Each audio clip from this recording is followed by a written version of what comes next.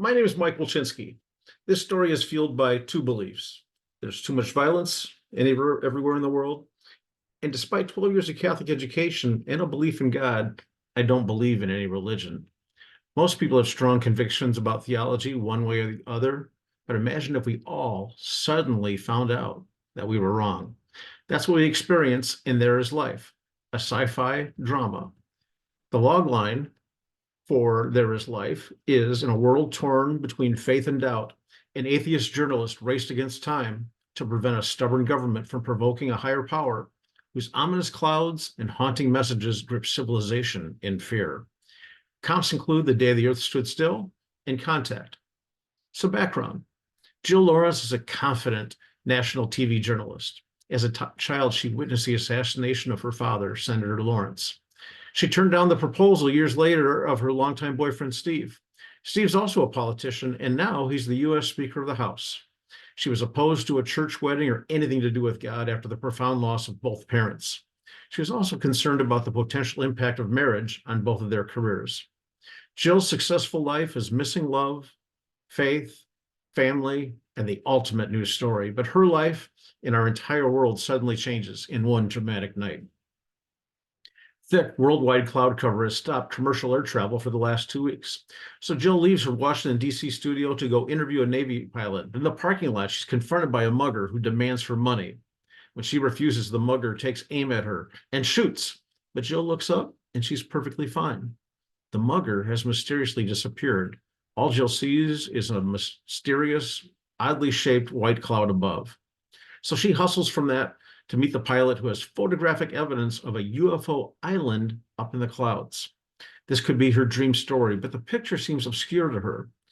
Throughout the day, Jill is interrupted by a mysterious text that says, "I don't like the world as it is." It's from an unknown person named Helen. So she wants to meet with Steve, her old boyfriend, and she tells him about the UFOs, but Steve's already been briefed by the president of what's going on. The president believes this is a terrorist enemy, and he's put the military on high alert. Jill and Steve together, sparks fly. They're clearly still in love.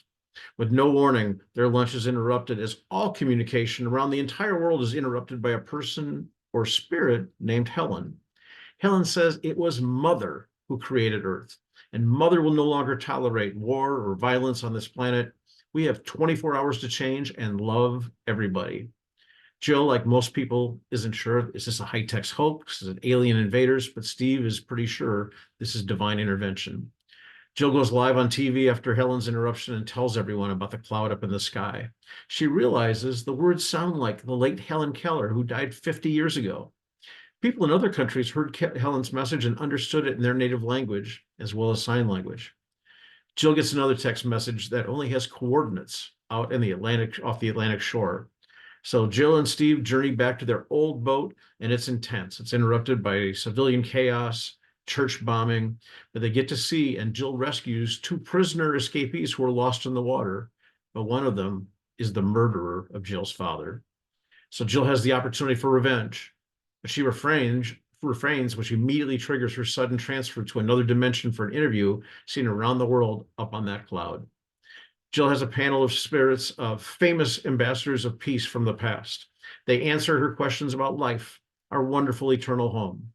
They tell her Helen's warning is real, and the passion cautions that those who cause war will be eliminated and never welcome in the afterlife.